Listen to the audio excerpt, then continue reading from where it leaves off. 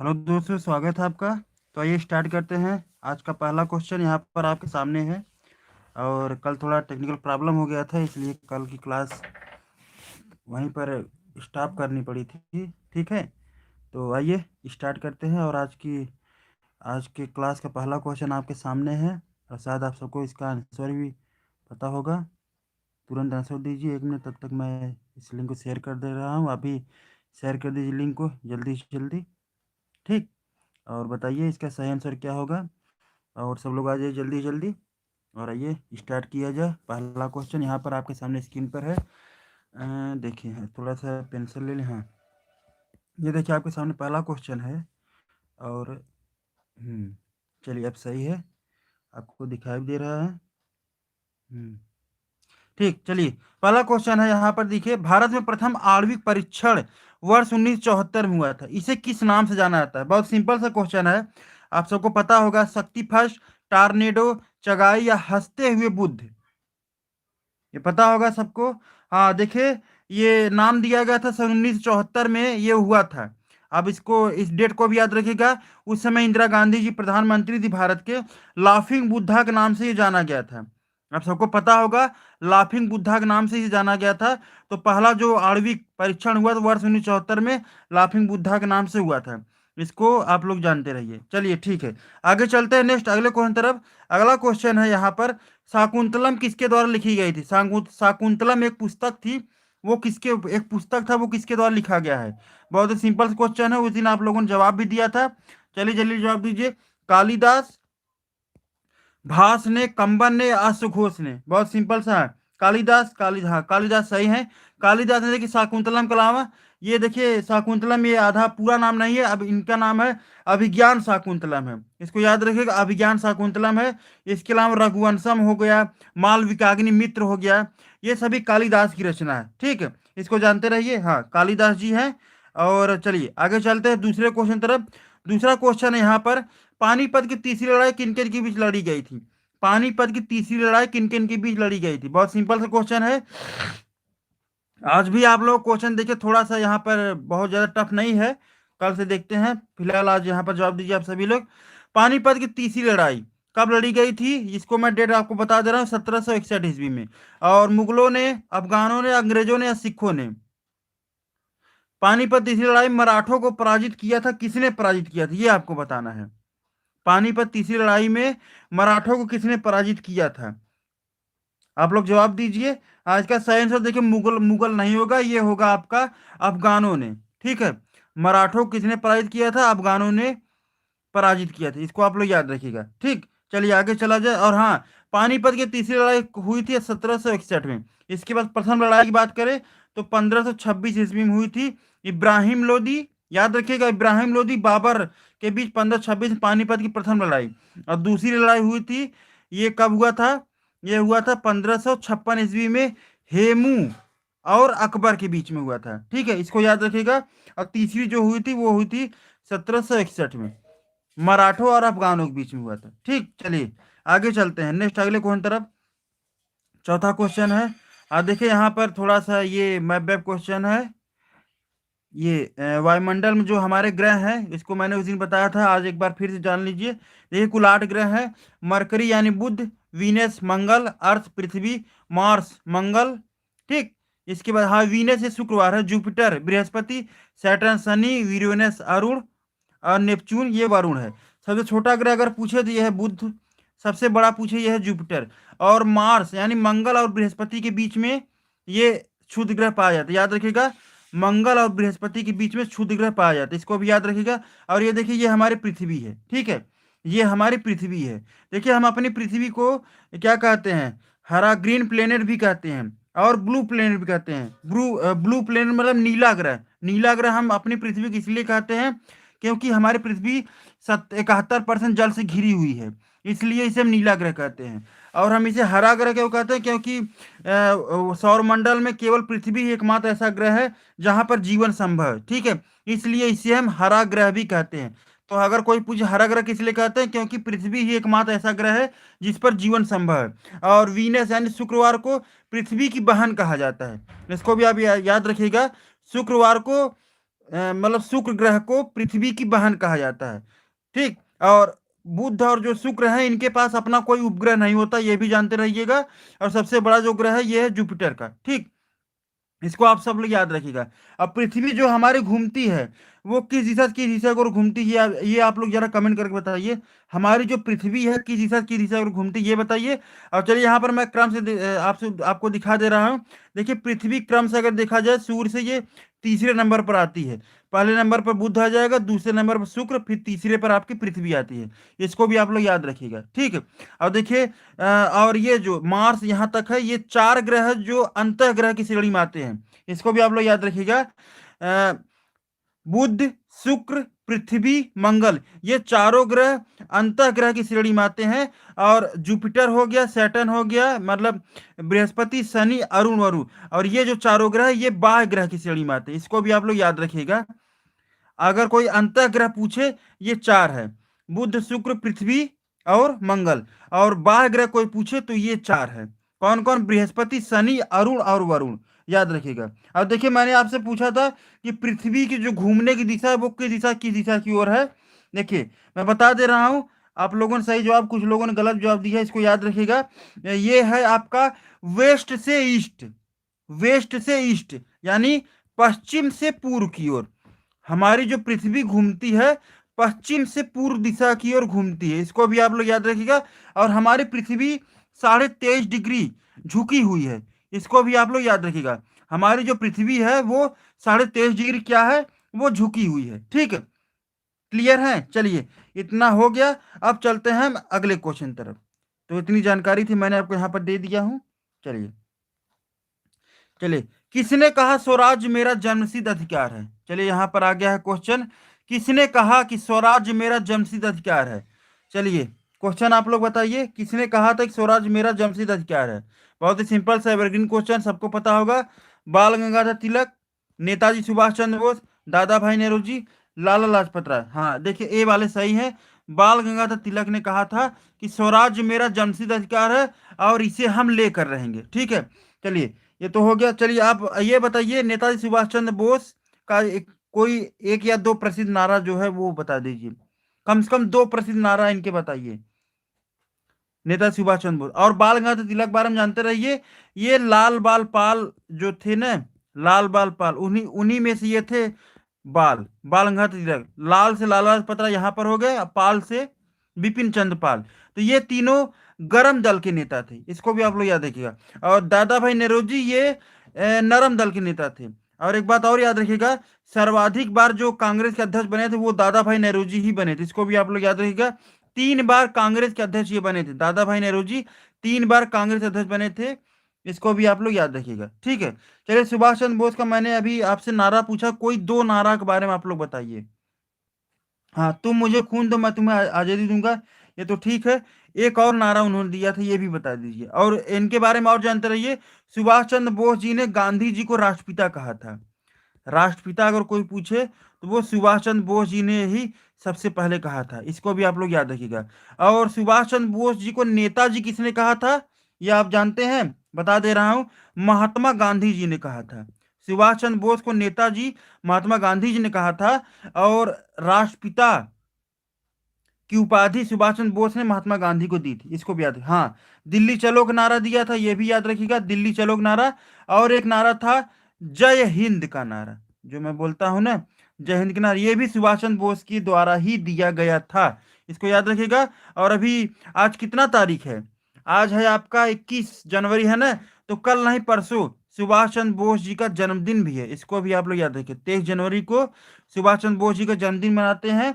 और 24 जनवरी, सॉरी 24 नहीं, 25 जनवरी को हम हर साल क्या मनाते हैं? आप लोग कमेंट करके बताइए। 25 जनवरी कोई हम दिवस मनाते हैं? आप लोग कमेंट करके बताइए 25 जनवरी को हम कौन सा दिवस मनाते हैं। चलिए तब तक मैं आगे चलता हूँ। 25 जनवरी को हम कौन सा दिवस मनाते हैं? और यहाँ पर आपके सामने क्वेश्चन में आ गया, राणा सांगा संबंधित है। राणा सांगा मालवा से, खजुराहो से, मेवाड़ से या मांडू से? बहुत सिंपल से क्वेश्चन है। राणा सांगा, हाँ आपने सही जवाब दिया है। देखिए 25 जनवरी को हम मतदाता दिवस के रूप में मनाते हैं। मतदाता दिवस के रूप में हम 25 जनवरी को मनाते हैं। इसको भी आप लोग याद रखिएगा। और 26 जनवरी को तो आपको तो पता ही होगा हम क्या मनाते हैं। ठीक है, चलिए, मतदाता दिवस मनाते हैं 25 जनवरी, इसको याद रखिएगा। चलिए, राणा सांगा के बारे में बताइए। हाँ, राणा सांगा ये मेवाड़ संबंधी था। अब मेवाड़ किस राज्य में पड़ता है? मेवाड़ आपका पड़ता है राजस्थान में। राजस्थान की राजधानी क्या है? जयपुर है। राजस्थान की राजधानी क्या है? ये है जयपुर। इसको भी आप लोग याद रखिएगा। चलिए आगे चलते हैं नेक्स्ट अगले क्वेश्चन की तरफ। और राणा सांगा बारे में याद रखिएगा। खानवा का जो युद्ध इसने लड़ा था 1527 ईस्वी में, वो यही राणा सांगा था। राणा सांगा और बाबर के बीच में 1527 ईस्वी में खानवा का युद्ध लड़ा गया था। इसको भी आप लोग याद रखिएगा। और हाँ, ठीक है, आपने सही कहा, जयपुर को पिंक सिटी भी बोला जाता है, और जयपुर में ही हवा महल भी है। इसको भी याद रखिएगा। और जयपुर का निर्माण, जयपुर शहर का निर्माण किसने कराया था? इसको आप लोग जानते रहिएगा। सवाई राजा जयसिंह ने करवाया था। जयपुर का निर्माण सवाई राजा जयसिंह सेकंड ने करवाया था। इसको भी आप लोग जानते रहिएगा। चलिए, क्लियर है? अब आगे बढ़े नेक्स्ट अगले क्वेश्चन तरफ। अगला क्वेश्चन है, एक मिनट, हाँ, चलते हैं। पंचायती राज संस्थाओं का निर्माण सर्वप्रथम किस राज्य ने किया था? पंचायती राज संस्थाओं निर्माण सर्वप्रथम किस राज्य ने किया था? ये कमेंट करके आप लोग बताइए। पंचायती राज जो व्यवस्था थी, ये सर्वप्रथम किस राज्य ने किया था? हाँ, बहुत सही जो आपने दिया है, राजस्थान, महाराष्ट्र, बिहार और उत्तर प्रदेश। वही राजस्थान ही है। राजस्थान का देखिए 1559 ईस्वी में, सॉरी 1559, 1959 में, 1959 में इस समय प्रधानमंत्री थे आपके कौन? जवाहरलाल नेहरू। तो उन्हीं उन्हीं के द्वारा ही बलवंत राय मेहता की समिति की सिफारिश पर पंचायती राज व्यवस्था का सर्वप्रथम शुरुआत राजस्थान राज्य में ही की गई थी, ट्रायल के तौर पर। याद रखिएगा, ट्रायल के तौर पर 2 अक्टूबर 1959 को। और राजस्थान का कौन सा जिला था? इसको आप जानते रहिए। ये 1959 में था, 1859 नहीं, 1959 में है। राजस्थान का एक जिला था नागौर जिला। ठीक है, नागौर जिला करके था। इसको भी आप लोग याद रखिएगा। और अगर संविधान की बात करें तो संविधान में इसको शामिल किया गया था कब?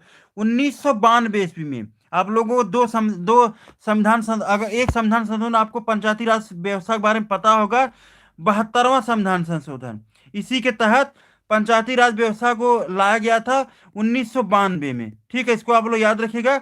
और 73वें संविधान संशोधन तहत नगर पालिका में इसको लाया गया था, ये भी जानते रहिए। 1992 में 72वां संविधान संशोधन हुआ था, तब पंचायती राज व्यवस्था को लाया गया था। और इसमें कुल 29 विषय रखे गए थे। और नगर पालिका में कितने विषय रखे गए थे? कुल 18 विषय रखे गए थे। ठीक है, और ये तो एक्ट के तहत आया था 1992 संविधान संशोधन तहत। और इसको प्रारंभ किया गया था कब? 1993 से। ये भी याद रखिए, जो ये इफेक्ट में आया था, ये 1993 में आया था। इसको आप लोग याद रखिएगा। ठीक है, हाँ, 73, देखिए इसमें 73वां जो संविधान संशोधन है वो पंचायती राज व्यवस्था से संबंधित है। 73वां संविधान संशोधन जो 1992 में दोनों हुआ था। 73वां और 74वां, मैंने शायद 72वां कहा था, वो गलत हो गया था। ये 73वां संविधान संशोधन तहत पंचायती राज व्यवस्था लागू किया गया था। और 74वां संविधान संशोधन तहत नगर पालिका, ठीक है, ये भी आया था शहरों के लिए। इसको भी आप लोग याद रखिएगा। इसमें 73वें संविधान संशोधन में 29 विषय दिए गए थे, और 74वें संविधान संशोधन कुल 18 विषय दिए गए थे। और 1993 में ये प्रभाव में आया था। और पंचायती राज दिवस भी मनाते हैं इसी दिन को। ये लागू किया गया था। कब लागू किया गया था? 24 अप्रैल 1993 से ये प्रभाव में आया था। ठीक है, और संविधान में क्यों संशोधन करके शामिल किया गया था 1992 में, 73वें और 74वें संविधान संशोधन तहत बलवंत राय मेहता समिति के सिफारिश पर। इसको भी आप लोग याद रखिएगा। ठीक है, इसमें कईयों ने अपने अपने अलग सिफारिश दी थी। जैसे बलवंत राय मेहता हो गए एक समिति, इसको याद रखिएगा। एक है अशोक मेहता समिति। ठीक है, अशोक मेहता समिति, ये भी 1977 में ये आए थे। ठीक है, इसके बाद LM सिंघवी समिति, LM सिंघवी समिति, ये भी पंचायती राज से ही संबंधित है। ठीक है, इसको आप लोग याद रखिएगा। और हर 24 अप्रैल को पंचायती राज दिवस मनाया जाता है। ठीक है, हर 24 अप्रैल को पंचायती राज दिवस मनाया जाता है, इसको आप लोग याद रखिएगा। हाँ चलिए, अनुसूची 11 मैं बता दे रहा हूँ, देखिए ये भी याद रखिएगा। जब पंचायती राज व्यवस्था जो है 73वें संविधान संशोधन द्वारा लाया गया था, तो उसी समय इसे स्थान दिया गया था, उसी समय 11वीं अनुसूची जोड़ी गई थी। कौन सी अनुसूची? 11वीं अनुसूची जोड़ी गई थी। तो अगर कोई पूछे पंचायती राज व्यवस्था वो किस अनुसूची में है, वो 11वीं अनुसूची में, इसको आप लोग याद रखिएगा। और 74वां संविधान संशोधन जब लाया गया था, तब एक और अनुसूची लागू की, मतलब जोड़ी गई थी, वो था 9A, ये भी आया था, इसको आप लोग याद रखिएगा।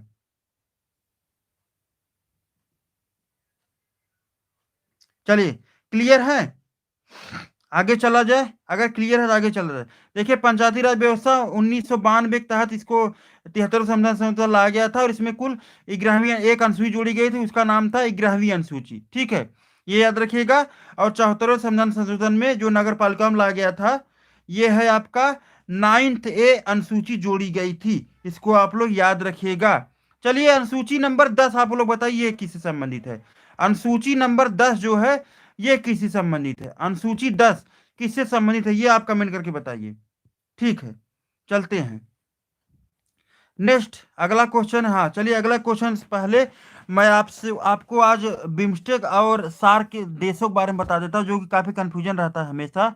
यहाँ पर देख लीजिए, आपके सामने है, एक है बिम्स्टेक और एक और है सार्क। ये देखिए, सार्क लिखा है, थोड़ा सा मैं इसको जूम कर दे रहा हूँ, थोड़ा सा। हाँ, कहाँ गया जी? हाँ, एक मिनट।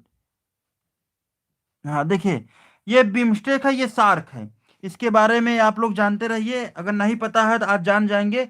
हाँ, दल बदल एंटी डिफेक्शन लॉ लाया गया था अंग्रेजी में, और हिंदी में कहते हैं दल बदल कानून अधिनियम लाया गया था। बहुत सही, आपने सही जवाब दिया है। चलिए, आज मैं पहले आपको बताता हूँ सार्क के बारे में। दक्षिण एशियाई क्षेत्रीय सहयोग संगठन, इसका फुल फॉर्म होता है दक्षिण एशियाई क्षेत्रीय सहयोग संगठन, ये इसका फुल फॉर्म होता है। सार्क के बारे में आप जानते रहिएगा।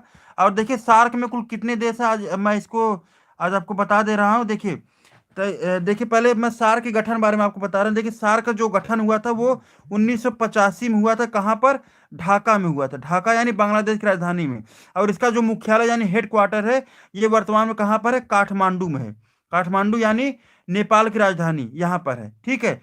मतलब ढाका में इसकी शुरुआत हुई थी, या ऐसे हम कहें कि ढाका में सार्क का ढक्कन खोला गया था, ऐसे याद रखिएगा।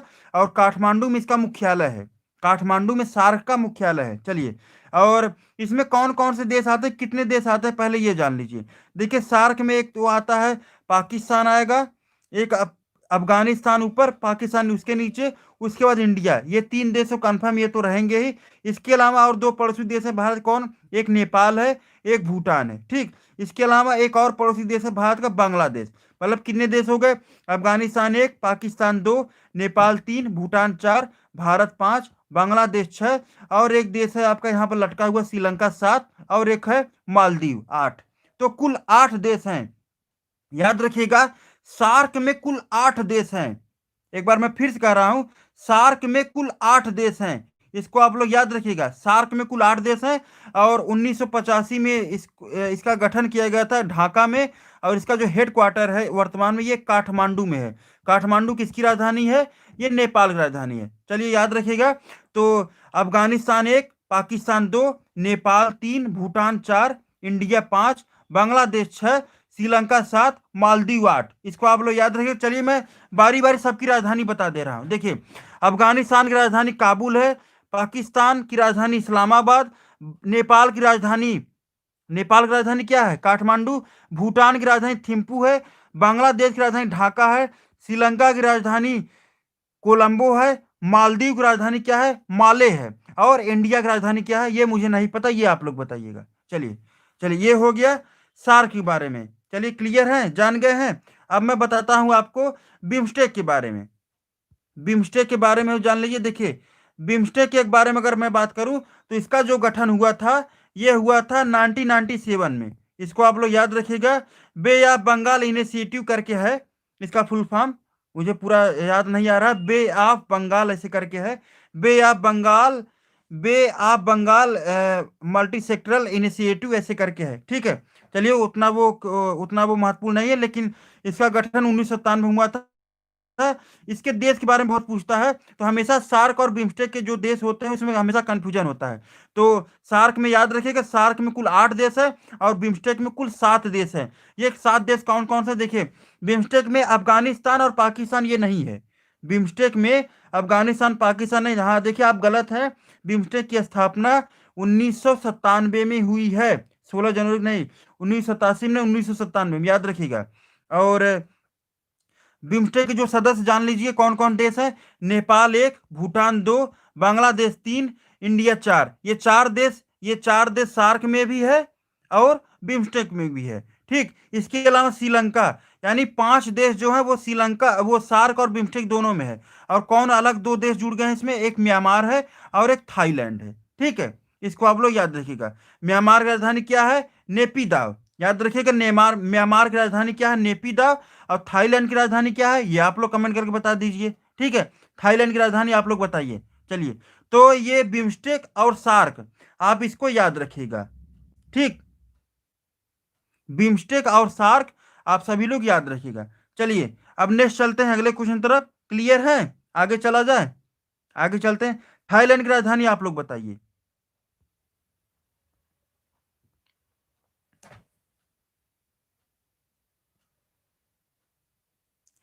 संवैधानिक सरकार का अर्थ क्या है, संवैधानिक सरकार अगर कोई होती उसका अर्थ क्या है। संविधान की शर्तों के अनुसार सरकार, कानून के अनुसार सरकार, लोकतांत्रिक सरकार, या उपरोक्त सभी। कमेंट करिए, जवाब दीजिए, कमेंट करिए, जवाब दीजिए। संवैधानिक सरकार का अर्थ क्या है, हाँ देखिए इसका डी सही है। संविधान शर्तों के अनुसार कार्य करना, सरकार को कानून के अनुसार कार्य करना, लोकतांत्रिक सरकार, ये तीनों आते हैं संवैधानिक सरकार के अर्थ में, ठीक है। चलिए जानते रहिए। चलिए, हाँ बिम्स्टेक की राजधानी, वो सॉरी किसकी राजधानी थी, थाईलैंड की राजधानी, हाँ आपने सही बताया है। बैंकॉक, याद रखिएगा, बैंकॉक जो है ये थाईलैंड की राजधानी है। बैंकॉक थाईलैंड की राजधानी है। हाँ, बिम्स्टेक की स्थापना मैंने बताया, बिम्स्टेक की स्थापना 1997 में हुई थी, ठीक है। इसको आप लोग याद रखिएगा, बिम्स्टेक की स्थापना 1997 में हुई थी। चलिए आगे चला जाए। पंचशील पर हस्ताक्षर हुए थे, याद रखेगा। पंचशील जो सिद्धांत था 1954 में ये आया था। इसी समय ये निकल कर आया था, क्या निकल कर आया था, हिंदी चीनी भाई भाई, इसी समय निकल कर आया था। लेकिन हिंदी चीनी भाई भाई के नाम पर 1962 में चीन ने छुरा घोंप दिया था भारत के पीठ के पीछे। चलिए वो तो अलग बात है। चलिए यहाँ पर देखिए, पंचशील सिद्धांत 1954 में आया था और इसी समय निकल कर आया था हिंदी चीनी भाई भाई। इसको आप लोग याद रखें, भारत और चीन के बीच। तो किन 2 राजनेता थे इनके बीच ये हस्ताक्षर हुए थे, नेहरू और चाउ एन लाई के बीच, नेहरू एंड मंडेला के बीच, गांधी और चाउ एन लाई के बीच, गांधी और मंडेला के बीच। देखिए 1954 में अगर हुआ है तो गांधी जी तो उस समय थे नहीं, क्योंकि 1948 में इनकी डेथ हो गई थी, ठीक। कमेंट करिए, हाँ ये है आपका सही आंसर। जवाहरलाल नेहरू और चाउ एन लाई के बीच ये हुई थी पंचशील सिद्धांत पर हस्ताक्षर। याद रखिएगा 1954 में आया था ये, भारत और चीन के बीच, ठीक। इसी समय निकल कर आया था हिंदी चीनी भाई भाई, ठीक। और नेहरू जी के एक पुस्तक बहुत ही महत्वपूर्ण पुस्तक का नाम आप लोग बताइए, बहुत ही महत्वपूर्ण पुस्तक का नाम बताइए। और मैं यहाँ पर नेहरू जी के नारा के बारे में बता, देखिए, आराम हराम है, आराम हराम है, ये नारा किसने दिया है, ये जवाहरलाल नेहरू जी के द्वारा नारा दिया गया था। इसको आप लोग याद रखिएगा। चलिए, नेहरू जी की एक बहुत ही प्रसिद्ध पुस्तक है, उस पुस्तक का नाम आप लोग बताइए।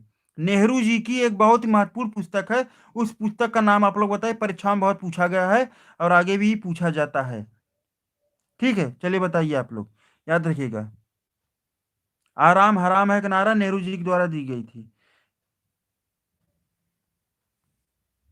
ठीक। हाँ, चलिए, और हाँ संविधान में नेहरू जी के द्वारा ही, याद रखिएगा, ये मुझे क्वेश्चन याद आएगा, सीटेट 2019 क्वेश्चन था, हाँ, डिस्कवरी ऑफ इंडिया, याद रखिएगा, भारत एक खोज, भारत एक खोज इनकी पुस्तक नाम था, याद रखिएगा। और नेहरू जी ने ये एक क्वेश्चन आया था, वो याद आ गया है, 2019 के सीटेट के साथ पूछा था। वो क्वेश्चन था, विविधता में एकता, विविधता में एकता, ये किसके द्वारा कही गई थी? ये नेहरू जी के द्वारा ही कही गई थी। इसको भी आप लोग याद रखिएगा। ठीक। Discovery of India. चलिए आगे चलते हैं। संविधान सभा के सदस्यों द्वारा भारत के संविधान पर अंत में कब हस्ताक्षर हुए थे? कमेंट करिए। संविधान सभा के सदस्यों द्वारा भारत के संविधान पर अंत में कब हस्ताक्षर हुए थे? ये कमेंट करके आप लोग बताइए। 26 नवंबर 1949, 24 जनवरी 1950, 26 जनवरी 1950, 28 फरवरी 1950। भारत के संविधान पर अंत में कब हस्ताक्षर हुए थे? इसको बताइए। देखिए सही आंसर क्या है? सब लोग ये, सब लोग ये, सब लोग ये। हाँ चलिए, दुर्भाग्य से आप सभी लोग सही नहीं है, आप सभी लोग गलत बताए हैं। इसका सही आंसर होगा 24 जनवरी 1950 को। ये डेट आप लोग याद रखिएगा। 24 जनवरी 1950 को भारत के संविधान पर अंतिम बार हस्ताक्षर किया गया था। इसको आप लोग याद रखिएगा। चलिए आज मैं कुछ डेट के बारे में आपको बता, संविधान सभा के बारे में आप लोग बता देता हूँ। देखिए संविधान सभा की जो प्रथम बैठक हुई थी वो कब हुई थी? संविधान सभा की प्रथम बैठक को हुई थी आपकी किस तारीख को हुई थी? 9 दिसंबर, 9 दिसंबर 1946 को संविधान सभा की पहली बैठक हुई थी। एक डेट आप लोग ये याद रखिएगा। दूसरा डेट है 9 के बाद एक छोड़कर 11 दिसंबर, 11 दिसंबर को संविधान सभा का अस्थायी अध्यक्ष चुना गया था। ये डेट याद रखिएगा। 11 दिसंबर को संविधान सभा का अस्थायी अध्यक्ष चुना गया था। और उसके अध्यक्ष कौन थे? सॉरी, यहाँ पर 9 दिसंबर 1946 को जब संविधान सभा की प्रथम बैठक हुई थी, इसी समय अस्थायी अध्यक्ष चुने गए थे। संविधान सभा के अस्थायी अध्यक्ष चुने गए थे। उनका नाम क्या था? उनका नाम था सच्चिदानंद सिन्हा। ये याद रखिएगा, सच्चिदानंद सिन्हा। ये संविधान सभा के केवल 2 दिन के लिए अस्थायी अध्यक्ष चुने गए थे। और 11 दिसंबर को जब अगली बैठक हुई थी तो उसमें अस्थायी अध्यक्ष चुन लिए गए थे। कौन? डॉक्टर राजेंद्र प्रसाद। डॉक्टर राजेंद्र प्रसाद जो कि भारत के पहले राष्ट्रपति भी थे। ये डेट याद रखिएगा। और 13 दिसंबर को, यानी 9 दिसंबर एक हो गया, 11 दिसंबर, फिर 13 दिसंबर को नेहरू जी के द्वारा संविधान सभा में उद्देश्य प्रस्ताव को रखा गया था। उद्देश्य प्रस्ताव मतलब संविधान की प्रस्तावना को रखा गया था। इसको भी आप लोग याद रखिएगा। तो अस्थायी अध्यक्ष कौन थे? डॉक्टर राजेंद्र प्रसाद। और अस्थायी अध्यक्ष कौन थे? वो थे डॉक्टर सच्चिदानंद सिन्हा। इसको आप लोग याद रखिएगा। और देखिए एक डेट यहाँ पर आता है 26 नवंबर 1949। क्या हुआ? देखिए 26 नवंबर 1949 को संविधान को अंगीकृत किया गया था। संविधान को अंगीकृत किया गया था, ये याद रखिएगा। पूरी तरह से स्वीकार नहीं किया गया, केवल अंकित किया गया था। और अगर कोई ये पूछे संविधान कब लागू हुआ था, तो ये लागू हुआ था कब? 26 जनवरी 1950 को। ठीक है, 1950 को लागू हुआ था। और 1949 में क्या इसे केवल अंगीकृत किया गया था। इसको भी, तो इतने डेट मैंने आपको बताया, ये आप सब अब क्लियर करिएगा। ठीक है, चलिए क्लियर है तो आगे चला जाए। अंगीकृत किया गया था 26 नवंबर 1949। क्लियर, आगे चलते हैं अब। चलिए अगला क्वेश्चन है, ये थोड़ा नदियों वाला क्वेश्चन है। ये नदी वाला यहाँ पर है। चलिए चलिए यहाँ पर नदी में थोड़ा सा मैं आपको घुमा देता हूँ। चलिए आज मैं आपको यमुना नदी के बारे में बताता हूँ। देखिए ये है हमारी यमुना नदी, जो कहाँ से निकलती है? उत्तराखंड के यमुनोत्री के एक बंदरपुंछ नाम का जगह है, बंदरपुंछ। यमुना नदी निकली है। ये देखिए ये है हमारी यमुना नदी। कौन सी नदी है? यमुना नदी है। दुर्भाग्य से ये भारत की सबसे प्रदूषित नदी इस समय हो गई है। ठीक है, चलिए आज मैं यमुना नदी आपको घुमाने ले जा रहा हूँ। और देखिए यमुना नदी यहाँ से घूमते घूमते घूमते हम लोग यहाँ पर आए। और ये गंगा की सबसे बड़ी सहायक नदी है, ये भी याद रखिएगा। यमुना नदी गंगा की सबसे बड़ी सहायक नदी है। गंगा नदी की सबसे बड़ी सहायक नदी है तो वो कौन है? सबसे बड़ी अगर पूछे तो यमुना नदी है। और देखिए यमुना नदी कौन कौन और सहायक नदी है? देखिए ये है चंबल नदी, मतलब चंबल हो गया, बेतवा हो गया, टोंस हो गया, सोन हो गया। ये सभी यमुना की सहायक नदी है। इसको आप लोग याद रखिएगा। ठीक है, चलिए आगे चलते हैं नेक्स्ट, अगले क्वेश्चन तरफ। चलिए आगे चला जाए। हाँ, संविधान सभा के प्रधान कौन थे? संविधान सभा के प्रधान कौन थे, ये आप लोग बताइए। संविधान सभा के प्रधान कौन थे? देखिए ये प्रधान यहाँ पर दे दिया गया है। ये क्वेश्चन मुझे डाउट लग रहा है। यहाँ पर देखिए प्रधान नहीं, बल्कि यहाँ पर क्या होना चाहिए, यहाँ पर अस्थाई या अस्थाई अध्यक्ष होना चाहिए। लेकिन ये गलती, यहाँ पर प्रधान ले, यहाँ पर प्रधान नहीं होगा। अस्थाई अध्यक्ष और अस्थाई अध्यक्ष यहाँ पर होना चाहिए। तो अस्थाई अध्यक्ष और अस्थाई अध्यक्ष आप सबको पता होगा। अस्थाई अध्यक्ष डॉक्टर राजेंद्र प्रसाद, और अस्थाई अध्यक्ष कौन थे? वो थे आपके सच्चिदानंद सिन्हा। चलिए ठीक है। और भीमराव अम्बेडकर संविधान प्रारूप समिति के अध्यक्ष थे। भीमराव अम्बेडकर प्रारूप समिति के अध्यक्ष थे, इसको आप लोग याद रखिएगा। और प्रांतीय समिति के अध्यक्ष थे ये सरदार वल्लभ भाई पटेल। इनका जन्मदिन कब था? 31 अक्टूबर को एकता दिवस के रूप में मनाया जाता है, ये आप लोग याद रखिएगा। और जवाहरलाल नेहरू का जन्मदिन कब है? 14 नवंबर को। 14 नवंबर को बाल दिवस के रूप में मनाया जाता है, बाल दिवस के रूप में। और एक डेट और है, 14 नवंबर को ही मनाया जाता है मधुमेह दिवस। मधुमेह दिवस यानी जिसे कहते हैं ना शुगर, वही मधुमेह दिवस भी 14 नवंबर को ही मनाया जाता है। बाल दिवस भी 14 नवंबर को, और 31 अक्टूबर को एकता दिवस के रूप में मनाया जाता है। इसको आप लोग याद रखिएगा, ठीक है। ठीक, क्लियर है। आगे चला जाए नेक्स्ट, अगले क्वेश्चन तरफ। अगला है, राजा हर्षवर्धन की राजधानी कौन थी? राजा हर्षवर्धन, ये वर्धन वंश का राजा था। और वर्धन वंश का जो प्रथम राजा था वो कौन था? प्रभाकर वर्धन। ये आप लोग याद रखिएगा, प्रभाकर वर्धन, ये वर्धन वंश का प्रथम राजा था। इसको आप लोग याद रखिए, इसका नाम। राजा हर्षवर्धन की राजधानी, हाँ ये सही है, आपने सही जवाब दिया है, ये कन्नौज है। राजधानी क्या है? कन्नौज। चलिए कन्नौज किस जिला में है? कन्नौज भारत के किस राज्य में है, ये कमेंट करके आप लोग बताइए। कन्नौज भारत के किस राज्य में है? चलिए आगे चला जाए। हम्म देखिए आगे यहाँ पर एलोरा का कैलाश मंदिर, ये कहाँ पर है? एलोरा का कैलाश मंदिर निर्माण किसके द्वारा कराया गया? ये आपको जवाब देना है। चालुक्यों द्वारा, चोलों द्वारा, पल्लवों द्वारा, राष्ट्रकूटों द्वारा। हाँ यूपी में है, कन्नौज यूपी में, इसको याद रखिएगा। और कन्नौज में क्या प्रसिद्ध है?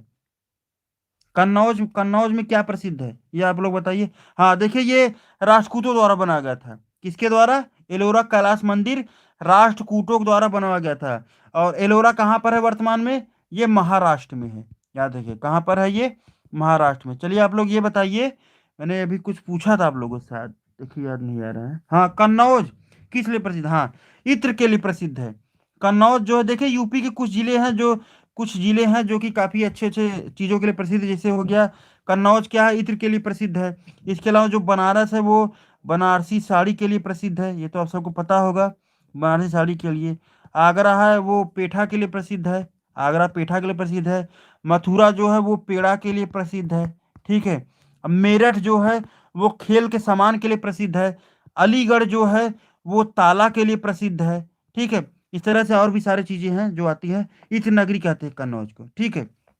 चलिए आगे चला जाए नेक्स्ट, अगले क्वेश्चन तरफ।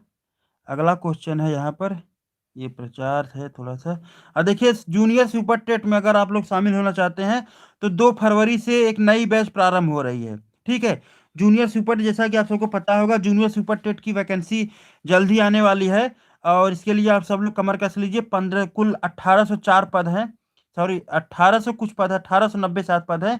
इसमें से 300 पद लगभग शिक्षकों के हैं, लगभग मिला जुला कर 1504 पद जो सहायक अध्यापक के पद है, जूनियर जूनियर सुपर टेट। मतलब कि जो जूनियर टेट जो पास होगा उसी के लिए ये है एलिजिबल। तो 2 फरवरी से नई बैच हमारी स्टार्ट हो रही है। तो आप लोग अगर ज्वाइन होना चाहें तो आपको सामने यहाँ पर अधिक जानकारी के लिए आप इस पर संपर्क कर सकते हैं। यहाँ पर देखिए, यहाँ पर नंबर दिया गया है, ठीक है।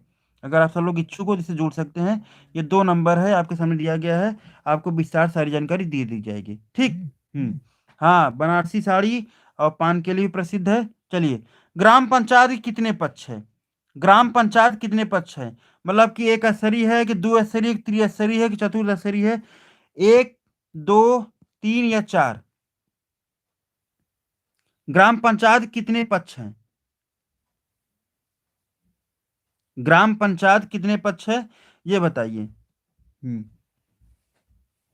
जल्दी कमेंट करिए। हाँ देखिए ये त्रिस्तरीय, ग्राम पंचायत में त्रिस्तरीय होता है। हाँ ये भी मान्य है। ग्राम पंचायत में NIOSDLED मान है, ये तो कंफर्म नहीं है, चलिए बताएंगे, अभी मैं इसके बारे में नहीं बता सकता। चलिए यहाँ पर ग्राम पंचायत कितने पक्ष है, ये तीन, तीन स्तरीय में होता है, याद रखिएगा, कितने स्तरीय में, तीन स्तरीय में। सबसे नीचे होता है वो आपका ग्राम पंचायत होता है, इसको आप लोग क्रम से याद रखिएगा, ग्राम पंचायत होता है, ठीक है। ग्राम पंचायत अभी आपके यहाँ मतलब यहाँ चुनाव होने वाला भी है जल्दी से। और फिर देखिए उसके ऊपर आपका आता है क्षेत्र पंचायत, क्षेत्र पंचायत होता है, ठीक है। क्षेत्र पंचायत के बाद उसके ऊपर होता है जिला पंचायत। तो ये त्रिस्तरीय में होता है, ये आप लोग क्रम से याद रखिएगा, ये क्रम भी पूछ लेता है। तो सबसे पहले होता है ये, सबसे अगर नीचे से पूछा जाए तो ग्राम पंचायत, उसके ऊपर क्षेत्र पंचायत, और उसके ऊपर आपका आता है जिला पंचायत, इसको याद रखिएगा। हाँ, त्रिस्तरीय जो ग्राम पंचायत है, ये बलवंत राय मेहता की समिति के द्वारा लाई गई थी। और बलवंत राय मेहता की समिति कब आई थी, 1957 में, ठीक है, इसको भी आप लोग याद रखिएगा। और ये त्रिस्तरीय है, ग्राम पंचायत, क्षेत्र पंचायत और जिला पंचायत। चलिए आप लोग ये बताइए, ग्राम पंचायत, क्षेत्र पंचायत या जिला पंचायत के चुनाव लड़ने की न्यूनतम आयु क्या है, न्यूनतम आयु क्या होनी चाहिए। आप लोग ये बताइए, ग्राम पंचायत, क्षेत्र पंचायत और जिला पंचायत के चुनाव में लड़ने के लिए न्यूनतम आयु क्या होनी चाहिए। अधिकतम आयु की मैं बता दे रहा हूँ, अधिकतम आयु कोई सीमा नहीं है, लेकिन आप लोग न्यूनतम आयु बताइए कि न्यूनतम आयु क्या है, ठीक है। कमेंट करिए और जवाब दीजिए। ग्राम पंचायत यानी अगर आपको प्रधान चुनाव लड़ना हो तो उसकी न्यूनतम आयु क्या होनी चाहिए। या आप सब लोग को जानकर थोड़ा सा आश्चर्य लगेगा, कुछ लोग को, हाँ कुछ लोग पता भी है। देखिए याद रखिएगा, जो वोट देने का, जो हम लोग जाते हैं वोट देने के लिए, उसकी उम्र तो 18 वर्ष, ये तो आप सबको पता होगा, ठीक है, ये तो आप सबको पता होगा। लेकिन ग्राम प्रधानी में अगर आप लोग खड़ा होना चाहते हैं, या BDC में खड़ा होना चाहते हैं, या जिला पंचायती में खड़ा होना चाहते हैं, उसके लिए आपकी उम्र 21 वर्ष होनी चाहिए। कितने वर्ष, 21 वर्ष होनी चाहिए, ये याद रखिएगा, ठीक है। 21 वर्ष इसकी, और 18 वर्ष वोटिंग के लिए होनी होती है। और याद रखिएगा, मुख्यमंत्री या प्रधानमंत्री यानी PM, और अगर CM की बात करें तो इनकी उम्र न्यूनतम कितनी होनी चाहिए, 25 वर्ष होनी चाहिए, याद रखिएगा।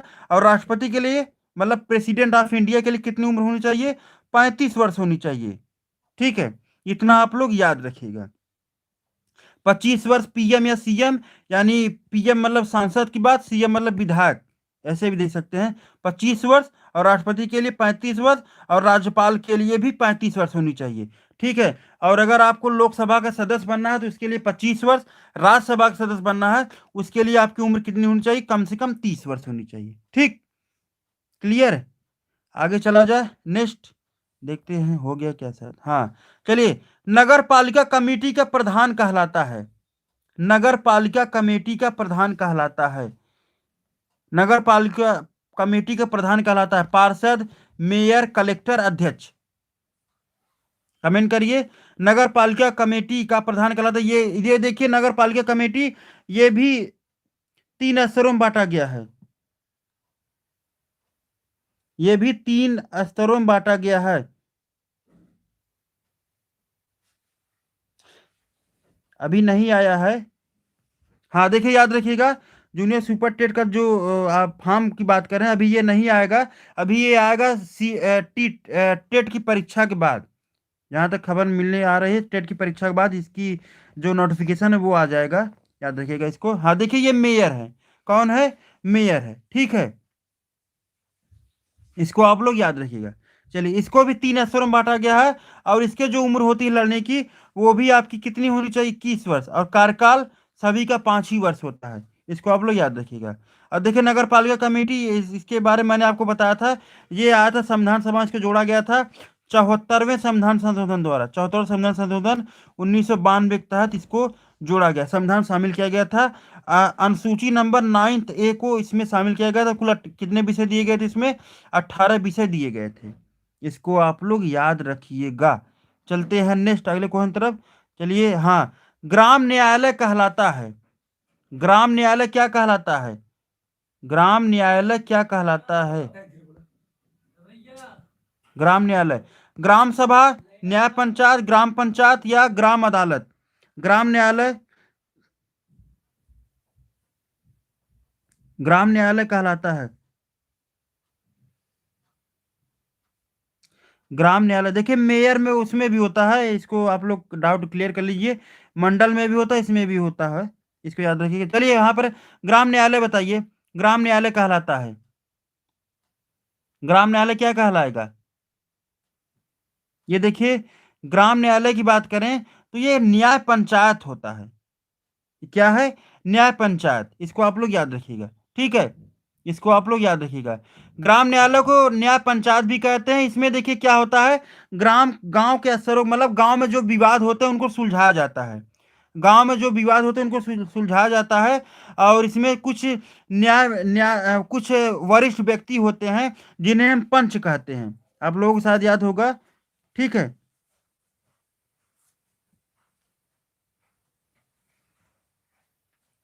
इन्हें हम क्या कहते हैं? इन्हें हम पंच कहते हैं। तो चलिए, आज आपका यहाँ पर क्वेश्चन हो गया, यहाँ पर पूरे 15 क्वेश्चन। ठीक। और चलिए यहाँ पर देखिए, थोड़ा सा मैप के बारे में आप लोग देख लीजिए। आज मैंने आपको राजस्थान के बारे में बताया था, तो राजस्थान को आप लोग यहाँ पर देख लीजिए, ये है आपका राजस्थान। ठीक, ये क्या है? ये आपका राजस्थान है। और इसकी राजधानी क्या है? इसकी राजधानी मैंने आपको बताया भी था, इसकी राजधानी है जयपुर।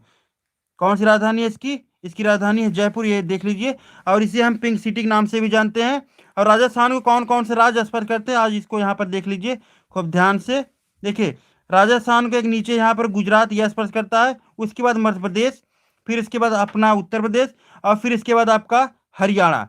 तो ये इतने राज्य हैं, और एक है दिल्ली, ये भी स्पर्श करते हैं। ठीक। हाँ, जयपुर इसकी कैपिटल है। राजस्थान की राजधानी क्या है? जयपुर है। और यूपी, इसकी राजधानी आपको पता होगा लखनऊ है। दिल्ली, फिर हरियाणा चंडीगढ़, इसके बाद गुजरात गांधीनगर, मध्य प्रदेश भोपाल, ये इन सब की राजधानी हो गई। ठीक है। चलिए, एक और क्वेश्चन यहाँ पर देख लीजिए, 2019 के सीटेट में पूछा गया था कि तमिलनाडु को कौन कौन से राज्य स्पर्श करते हैं। तमिलनाडु को कौन कौन से राज्य स्पर्श करते हैं? यहाँ पर देखिए, तमिलनाडु है। और इसकी राजधानी क्या है? इसकी राजधानी है चेन्नई। खूब ध्यान देखिए, तमिलनाडु देखिए, एक केरल स्पर्श कर रहा है, एक राज्य। दूसरा है आपका कर्नाटक, और तीसरा है आपका आंध्र प्रदेश। तो ये तीन राज्य हैं जो इसको स्पर्श करते हैं। ठीक। तो चलिए, तो आज के लिए इतना ही। आप सबका बहुत बहुत धन्यवाद। आप सबका बहुत बहुत धन्यवाद। तो मिलेंगे कल एक नए वीडियो के साथ, तब तक के लिए आप सभी का बहुत बहुत धन्यवाद। जय हिंद। चलिए, मिलते हैं कल एक नए वीडियो के साथ, तब तक के लिए आप सभी का बहुत बहुत धन्यवाद।